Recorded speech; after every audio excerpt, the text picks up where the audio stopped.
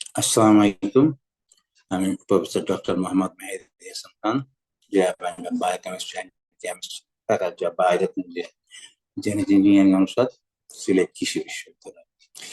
তো আমরা দেখেছিলাম যে পঞ্চম যে অপেক্ষমান তালিকা, সেখান থেকে ভর্তির জন্য ডেট দেওয়া হয়েছিল 6 তারিখ থেকে 9 তারিখ, এবং এরপরে ষষ্ঠ অটোমাইগ্রেশনের পরে যে শূন্য আসন থাকে তাদের রেজাল্ট দেওয়ার কথা 10 তারিখ, তার মানে আজকেই 10 তারিখ। তো এখন পর্যন্ত রেজাল্ট দেওয়া না দেওয়ার কারণে দেখলাম অনেক শিক্ষার্থী খুব উদ্বিগ্ন, সবাই খুব চিন্তার মধ্যে আছে, এখন রেজাল্ট হচ্ছে না কেন, কবে হবে, কখন দিবে। বিষয়টা স্বাভাবিক, এটা হয় স্বাভাবিক। তো আসলে শুদ্ধভাবে বা সঠিকভাবে দেওয়ার জন্য একটু সময় লাগে। যেমন তোমরা দেখেছো, গতকালকে রাত 9টা পর্যন্ত টাকা জমা দেওয়া হয়েছে। এখন এই পুরা কাজটা আসলে আইসিটি সেল করে, কাজটা আসলে এত সহজ না, অনেক জটিলতা আছে। তো যাই হোক, তো এই ফাঁকে তোমাদের কিছু কথা আসলে আমি মনে করি বলা দরকার, যে যে এই কথাগুলো তোমাদের দেখলাম বিভিন্ন জায়গায়, সোশ্যাল মিডিয়াতে অনেকে অনেক প্রশ্ন করছো, সে না আজকে ভাবলাম যে এই তোমাদের প্রশ্নগুলোর উত্তরগুলোই দিয়ে দিই।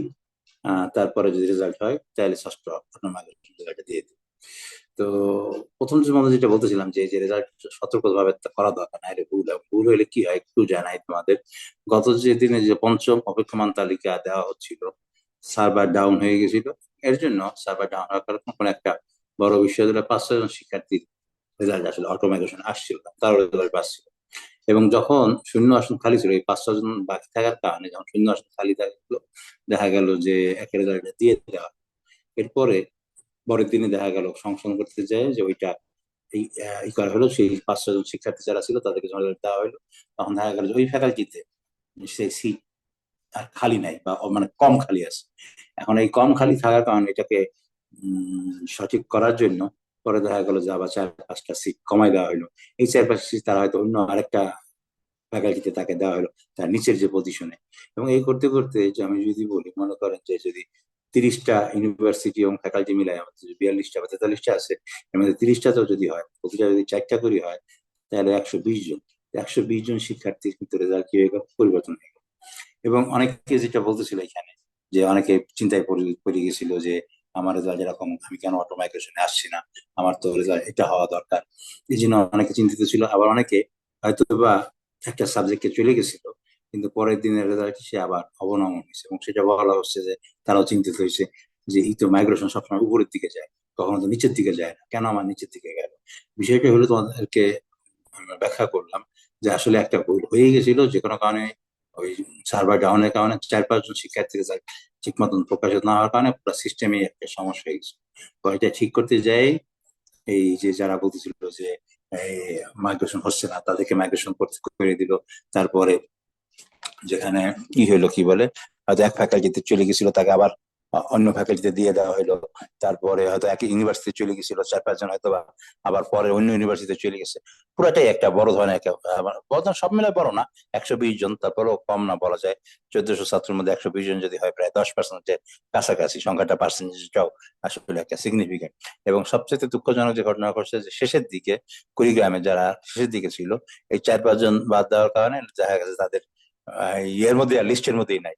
সে প্রথমে চান্স পেয়ে গেছিল খুশিতে, এই যে অন্তপক্ষে চান্স পেয়েছি, পরে দেখা গেল চান্স পায় না, যদিও তারা পরবর্তীতে চান্স পেয়ে যাবে।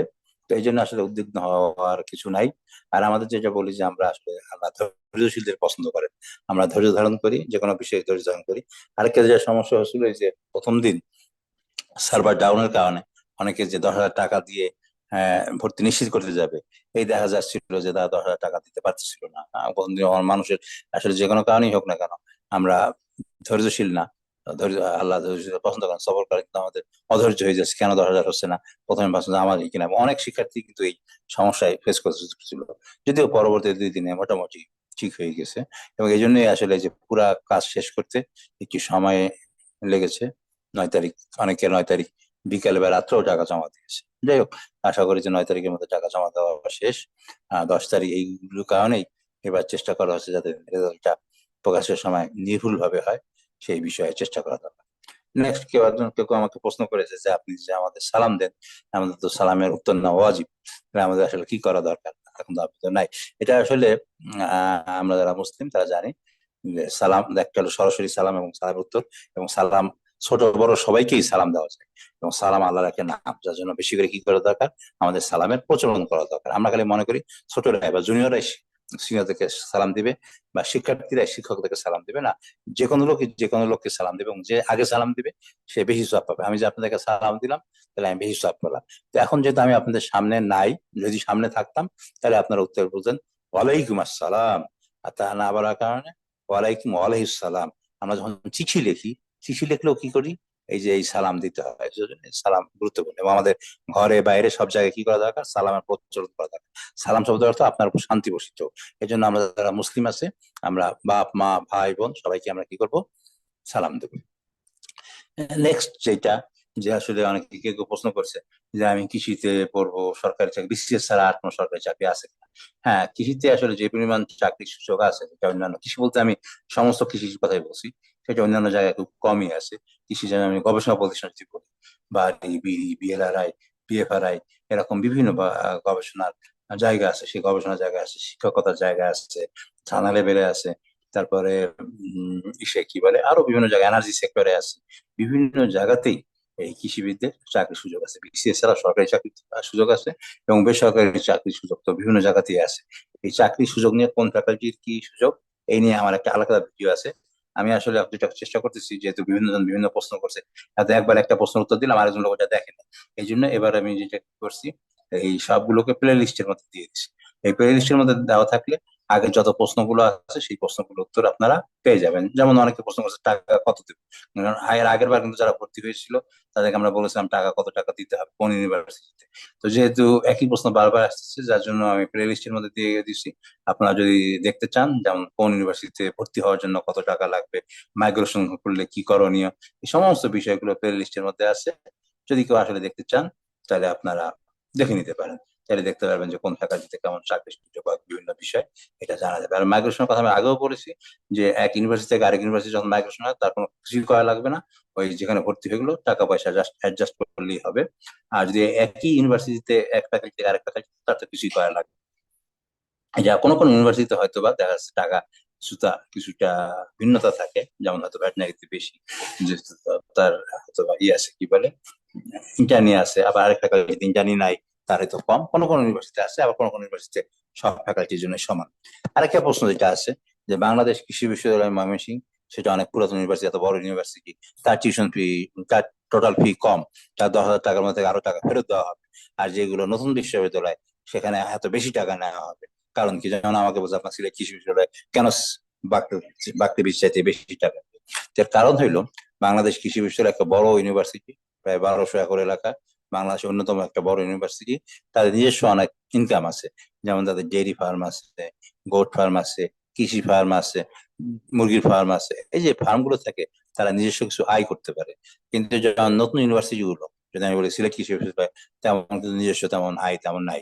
এরকম ভাবে যদি নতুন, যদি আমি যদি হবিগঞ্জ বা কুড়িগ্রাম, তাদের তো আরো কম, তাদের নিজস্ব জায়গায় না, বা জায়গা ভাড়া দিয়ে চলতে হচ্ছে, যার জন্য তাদের খরচ বেশি, তাই না? খরচ বেশি, এবং অপরপক্ষে নিজস্ব কোনো আয় নাই।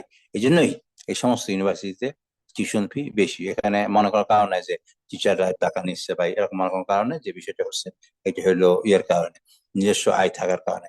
এই টিচারদের বেতন এটা পুরাই গভর্নমেন্ট খাত থেকে আসে, ছাত্রদের টাকা থেকে। আমার স্কুলের বেতনের মতো মনে করার কোনো কারণ নাই, ছাত্রদের বেতন থেকে শিক্ষকরা কোনো টাকা পয়সা নেয় না।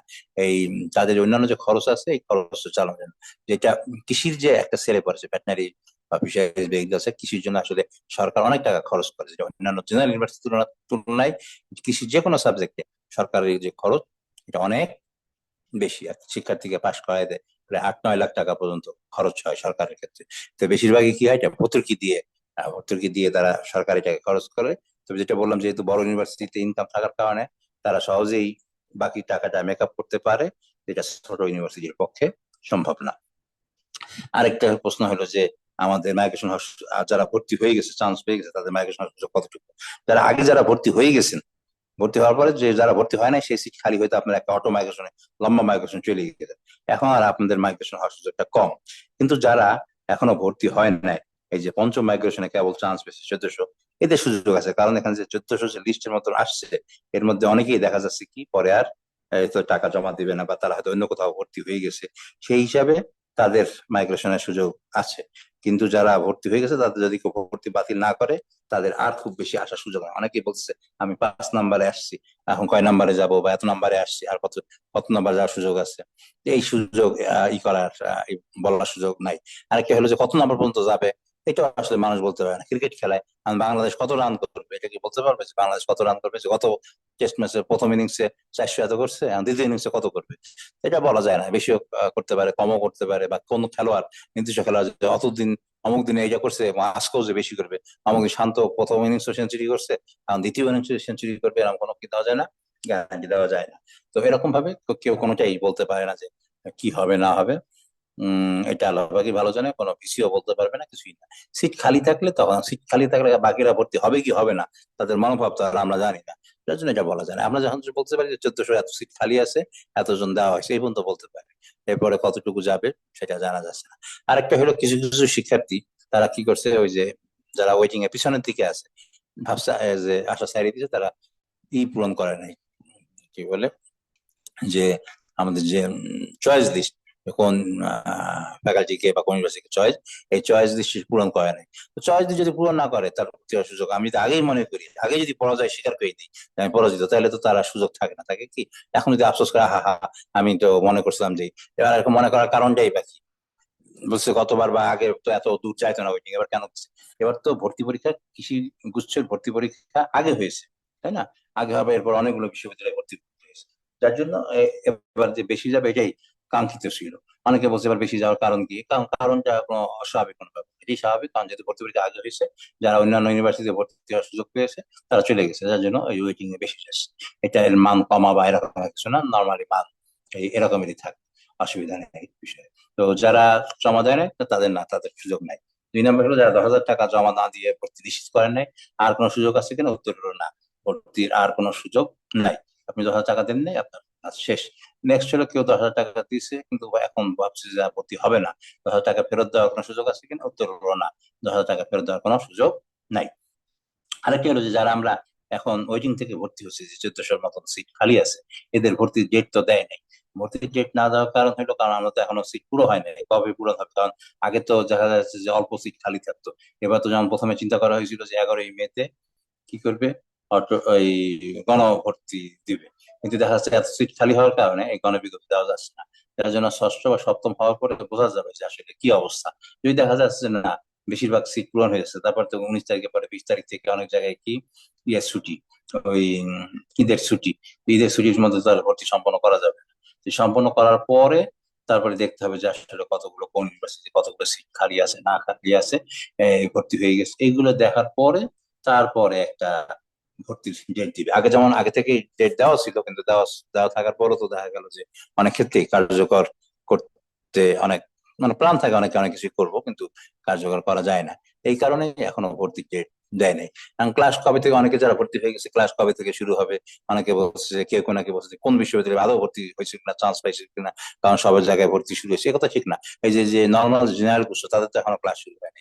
হয়তো মেডিকেলে বা অন্যান্য 2-1টা জায়গায় ক্লাস শুরু হয়েছে, কিন্তু অনেক ইউনিভার্সিটিতেই আমার জানা মতে এখনো কি হয় নাই, ক্লাস শুরু হয়নি। যার জন্য এই নিয়ে চিন্তার কিছু নাই। আমাদের ভর্তি আগে কমপ্লিট করতে হবে, পুরা ভর্তি কমপ্লিট হইলে তারপরে কি করতে হবে, ওই কমপ্লিট হওয়ার পরে তারপরে ক্লাস শুরু হবে। আর মোটামুটি আমাদের এখন পর্যন্ত চিন্তা ভাবনা আছে, যেমন সিলেট কৃষি বিশ্ববিদ্যালয় যদি বলি, জানুয়ারি ফার্স্ট উইকে চিন্তা ভাবনা আছে। তারপর তো মে মাস শেষ হয়ে গেল, পরে জুন মাস আসবে। জুন মাসের মধ্যে যদি আমরা ভর্তি কমপ্লিট করতে পারি, তাহলে হয়তো আমরা জুলাইতে ক্লাস শুরু করতে পারি। আর বইয়ের লিস্ট বা কি, এটা ইন্টারমিডিয়েট এর মতন না, ম্যাট্রিক এর মতন না, নির্দিষ্ট বই, ইউনিভার্সিটিতে বই নির্দিষ্ট থাকে না, লাইব্রেরি থাকে বা ই থাকে, এখন অনেক কিছুই পড়া যায়। বিভিন্ন সময় টিচারও চেঞ্জ হয়, হয়তো এক টিচার একটা বই বা 2-3টা বই পড়ালেন, আরেকজন টিচার আরেকটা বইকে রেফারেন্স হিসেবে পড়ায়। এই জন্য এই সুনির্দিষ্ট বই না, এটা হলো কলেজ আর ইউনিভার্সিটির মধ্যে পার্থক্য এই জায়গায়।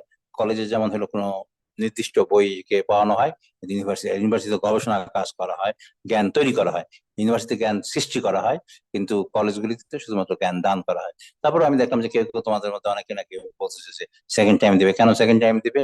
সে ইউনিভার্সিটি বাদ দিয়ে কলেজে ভর্তি হতে চাচ্ছে, যাবে তার ইচ্ছা, বা তার ফ্যামিলি অনেকেই দেখা যাচ্ছে কলেজ, এবং সবচেয়ে দুঃখজনক যেটা দেখলাম যে কেউ কেউ পাবলিক ইউনিভার্সিটি বাদ দিয়ে বেসরকারি কলেজে ভর্তি হতে চাচ্ছে। যাই হোক, যা ইচ্ছে। তবে এরপরেও আমি আপনাকে বলবো যে কলেজের তুলনায় ইউনিভার্সিটি, আমি যদি যেমন উদাহরণ মেডিকেল কলেজের কথা যদি বলি, একটা মেডিকেল কলেজে কয়জন ছাত্র, হয়তো 200-300 হয়তো ছাত্র, সবাই একই সাবজেক্ট পড়তে থাকে। তা আপনি যদি ইউনিভার্সিটি যান, একটা বাকৃবি বা যে কোনো যদি বড় ইউনিভার্সিটি গুলোতে যান, কতগুলো ফ্যাকাল্টি, অর্থাৎ সব মিলে কত সিট, মনে করেন বাকৃবিতে সব মিলে এক ব্যাচই প্রায় 1000 শিক্ষার্থী আপনি পাচ্ছেন, তাই না?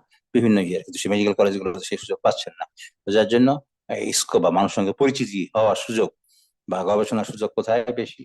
ইউনিভার্সিটি গুলিতে বেশি, তাই না? যাক, তারপরে সিদ্ধান্ত আপনার। এবং আমরা যদি বলি যে যারা কৃষিতে পড়ে, আমাদের টিচার বলেছিলেন যে এর মিনিমাম 70% শিক্ষার্থী একদিনের জন্য হলেও বিদেশে যাবে, এবং দেখা যাচ্ছে যে গবেষণা বিদেশ। সেদিন দেখলাম বিরোধী দলীয় নেতা সংসদে বলছেন যে কৃষি গবেষণার ক্ষেত্রে সবচাইতে ভালো। সেদিন ইউজিসি চেয়ারম্যান দেখলাম বললো যে আমরা যত বিশ্ববিদ্যালয়গুলো আছে তার গবেষণার মধ্যে সবচাইতে বেশি আমরা পুরস্কার পাচ্ছিলাম কৃষি থেকে। আপনি যদি দেখেন যে বাংলাদেশ স্বাধীনতা যুদ্ধের পরে আমাদের খাবারের ঘাটতি ছিল, মারাত্মক ঘাটতি ছিল। সেই তখন 7.5 কোটি মানুষ ছিল, এখন কত প্রায় 18 কোটির মতো মানুষ হয়ে গেছে। তারপর আমরা খাদ্যের বিভিন্ন উৎপাদনে, আমরা কৃষি মাছ উৎপাদনে, বা বিভিন্ন ফল উৎপাদনে অনেক দিন আমরা খাদ্য উৎপাদনে এগিয়ে যাচ্ছি। ভবিষ্যতে আরো এগিয়ে যাবে, এবং এটা অবদান কাদের? এই কৃষিবিদদের। কেন? আপনি যদি নিজেকে চেষ্টা করতে পারেন যে এই কৃষিবিদ হিসেবে এই জায়গায় যুক্ত থাকবেন, সেটা আপনার ব্যাপার। আর যদি আপনি না চান, তারা তো কোনো ব্যাপার না, ডিসিশন, সিদ্ধান্ত আপনার। আরেকটা জিনিস হলো মানুষের সুক্রিয়া কম। অনেকেই আছে যে তার কাঙ্ক্ষিত সাবজেক্ট চান্স পাওয়ার পরও দেখা যাচ্ছে তারপরও সেই না। মনে করেন আমি দেখলাম একজনকে, সে ওয়েটিং মানে ওয়েটিং ছিল, ওয়েটিং থেকে বাংলাদেশ কৃষি বিশ্ববিদ্যালয়ে সে চান্স পেয়েছে কোন একটা সাবজেক্ট, মনে করেন পশুপালন চান্স পেয়েছে। এখন বলতেছে দোয়া করেন আমি যেন পশুপালন থেকে ডিবিএম এ যাইতে পারি। তো আসলে যাক, এটা সুক্রিয়া মানুষের কম, যে সাবজেক্ট কি আছে তার খালি এই সমস্যা, যে তার যে চয়েস লিস্টে 2 নম্বর পর্যন্ত পাইছে, তারপর সে খুশি না, 1 নম্বরটা কেন পাইলো না। এটা মানুষকে আসলে কোনো অবস্থায় মানুষকে খুশি করা যায় না। তারপর আমাদেরকে যে যে সাবজেক্ট পাইছি সন্তুষ্ট থাকা দরকার। কারণ কোন সাবজেক্ট পাইলে যে আমি ভালো হব, যে সাবজেক্টে আমি পাই নাই সেই সাবজেক্ট পাইলেই যে আমি একবারে মানে সাকসেসফুল হয়ে যেত তা না। এখানে কোনো সাবজেক্ট পাইলে সাকসেসফুল না, আবার কোনো সাবজেক্ট পাইলেই ব্যর্থ না। কোনো ইউনিভার্সিটিতে, এক ইউনিভার্সিটি 100% শিক্ষার্থী একেবারে সাকসেসফুল হয়ে যাবে তাও না, আর কোন ইউনিভার্সিটি সব শিক্ষার্থী ব্যর্থ হয়ে যাবে, এরকম চিন্তা করার কোনো কারণ নেই। তো শুক্রিয়া আদায় করা দরকার যে আমরা চান্স পেয়েছি, যে সাবজেক্ট কি হোক না কেন, যে ইউনিভার্সিটি হোক না কেন, একটা পাবলিক বিশ্ববিদ্যালয়ে আমরা যে পড়াশোনার সুযোগ পেয়েছি, এই জন্য সৃষ্টিকর্তার কাছে যে যে ধর্মেরই হোক না কেন, মুসলমান যে আমরা শুকরিয়া বলি, আর যদি অমুসলিম হয়ে থাকে সৃষ্টিকর্তার কাছে ধন্যবাদ জানানো দরকার, যে সৃষ্টিকর্তা আমাদেরকে এই ধরনের একটা সুযোগ দিয়েছে। মানুষ যখন সৃষ্টিকর্তার কাছে শুকরিয়া আদায় করে, ধন্যবাদ জানায়, সৃষ্টিকর্তা তখন তার নিয়ামতকে বাড়ায় দেয়, আর যদি না করে তখন নিয়ামতকে ছিনায় নেয়। যার জন্য আমাদেরকে এই সমস্ত বিষয়ে খেয়াল রাখা দরকার, সৃষ্টিকর্তার কাছে ধন্যবাদ জানানো দরকার। আর ইউনিভার্সিটিতে ভর্তি হইলে আমাদের প্রথম থেকে আসলে পড়াশোনা বা সবকিছু ব্যাপারই সিরিয়াস হওয়া দরকার। হ্যাঁ, এই বিষয়ে আমরা অন্য সময় কথা বলবো। তো যার জন্য আমরা আশা করলাম যে ভর্তির জন্য হচ্ছে, অনেকে কেউ কেউ বলতেছে যে স্যার আপনার ভিডিও ভালো লাগে কিন্তু আপনার ভিউ অনেক কম কেন? আপনারই আসলে, আমার এটা কোনো কমার্শিয়াল না, কি বলে, ইউটিউব চ্যানেল না। এটা আমার শখের বসে, জাস্ট আমি একসময় ভিসিও ছিলাম, ভর্তি কমিটি, পুরো বাংলাদেশের ভর্তি কমিটির আহ্বায়ক ছিলাম।